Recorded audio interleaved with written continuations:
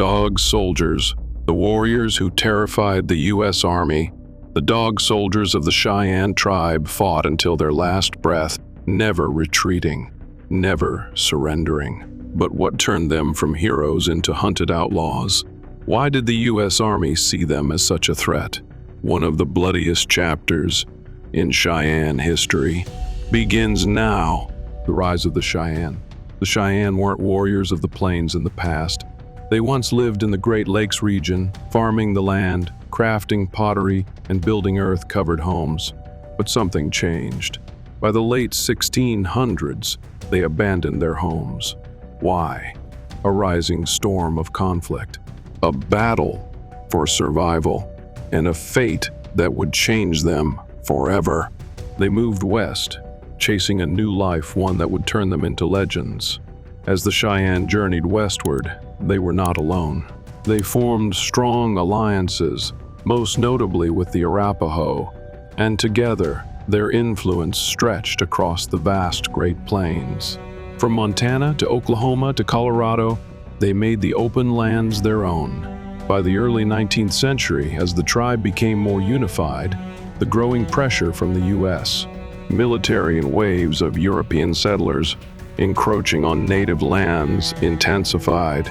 Yet within the Cheyenne, their military societies remained steadfast, standing as unyielding symbols of authority and resistance. The military societies of the Cheyenne traditional Cheyenne governance was structured around two main groups: the Council of 44, consisting of elder chiefs who managed the day-to-day affairs of the tribe, and the military societies. These military societies were crucial in maintaining discipline and providing leadership, both in times of peace and war. Each society had its distinct role and sacred responsibilities. Among the various societies, the Dog Soldiers were the most feared and revered. The Dog Soldiers were different. They weren't just warriors, they were enforcers, leaders, rulers feared by enemies, respected by their own. As settlers pushed west, the Dog Soldiers stood firm, and when war came, they became the fight itself. The Dog Soldiers' primary role was not just as warriors, but also as enforcers of the tribe's laws, ensuring that the buffalo hunt was fair and that all tribal rules were followed. They were the ultimate symbol of strength and honor, and their presence alone commanded respect. The fight against American expansion, as tensions between Native Americans and settlers escalated in the 19th century, the Cheyenne and their warrior societies, particularly the Dog Soldiers, became increasingly involved in violent resistance. In 1838, the Dog Soldiers became a major force within the Cheyenne, and by 1840, their influence was so significant that the Cheyenne chiefs allowed them to decide whether or not to pursue peace with other native tribes, such as the Kiowa, Comanche, and Apache. This powerful influence reached its peak in the years leading up to the massacre at Sand Creek in 1864. The discovery of gold in Colorado and the subsequent rush of settlers put increasing pressure on the Cheyenne and other native tribes in the region. The U.S. government, eager to pacify the area and open it up for settlement, pressured the Cheyenne to sign treaties that would shrink their territories and force them onto reservations. However, the Dog Soldiers, fiercely resistant to giving up their lands, refused to sign any treaty. They rejected the notion of living on reservations and remained steadfast in their belief that the land was theirs by right. Sand Creek, a betrayal in blood. November 1864. The Cheyenne trusted the U.S. Army. They waved white flags. They believed they were safe. But at dawn, 700 soldiers rode in, and then the slaughter began. Chief Black Kettle had believed in peace. His people had gathered along Sand Creek, flying the American flag and a white flag of surrender above their camp, symbols of trust in the promises made by U.S. officials. But that trust was a fatal mistake. Colonel John Chivington, leading the Colorado Volunteers, saw no distinction between warriors and the innocent. He ordered his men to attack. The soldiers, many drunk and bloodthirsty, charged in with rifles and bayonets. The massacre unfolded in unimaginable horror. Soldiers ignored the desperate cries for mercy. They gunned down unarmed men as they ran, slaughtered women, and mutilated children where they stood. Those who hid in ravines were hunted down, their bodies desecrated. By the time the sun set, 150 Cheyenne lay dead, mostly women, children, and the elderly. Some victims were scalped, others burned alive. Soldiers cut trophies from the dead scalps, fingers, even the unborn, parading them through the streets of Denver as grotesque prizes. Chief Black Kettle and his wife barely escaped, though she was shot 9 times as they fled across the frozen creek. The survivors, shocked, wounded, and grieving, staggered north, seeking refuge with the Dog Soldiers. They carried the scars of that morning, their families slaughtered, their homes reduced to ash, and with them they carried something else: fury. The Dog Soldiers listened in silence as the survivors recounted the horrors they had witnessed. They saw the pain in their eyes, the rage in their hearts. There would be no more treaties, no more negotiations. Sand Creek was not just a massacre, it was a declaration of war. And so, war came. In the months that followed, raiding parties struck back with a vengeance.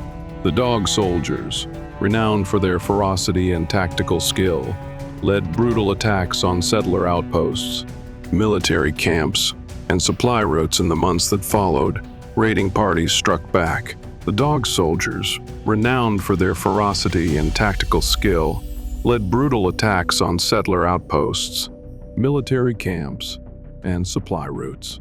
They used the vast plains to their advantage, striking swiftly and mercilessly before vanishing into the wilderness. One of the most devastating raids came in 1865, when a coalition of Cheyenne, Arapaho, and Sioux warriors descended on the South Platte River Valley in Colorado. They burned ranches, destroyed stagecoach stations, and killed settlers in an unmistakable message to the U.S. Army: the Cheyenne would not be broken. For over a decade, the war raged on, culminating in one of the most legendary battles in American history, the Battle of Little Bighorn, 1876. The end of the Dog Soldiers. By the late 1870s, the Cheyenne resistance had begun to crumble under the relentless pursuit of the USARMY. Determined to eliminate Native resistance once and for all, the Point Us government launched aggressive military campaigns to suppress the Cheyenne, targeting their fiercest warriors, the Dog Soldiers. These warriors, known for their fearlessness and refusal to surrender, had long been at the forefront of battles against American expansion.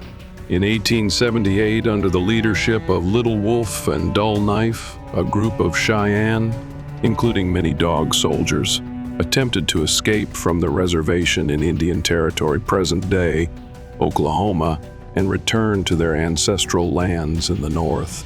They traveled hundreds of miles, evading military patrols and enduring harsh conditions.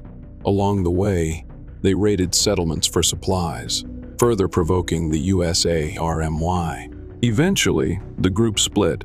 Little Wolf led one faction deeper into the northern plains, while Dull Knife's group was captured and taken to Fort Robinson, Nebraska.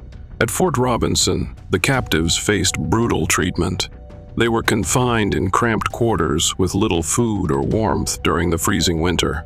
When they refused to agree to forced relocation back to Oklahoma, their captors intensified their suffering, withholding food and water to break their will. But the Cheyenne refused to submit. On the night of January 9, 1879, after enduring weeks of starvation, the desperate prisoners made a daring escape attempt.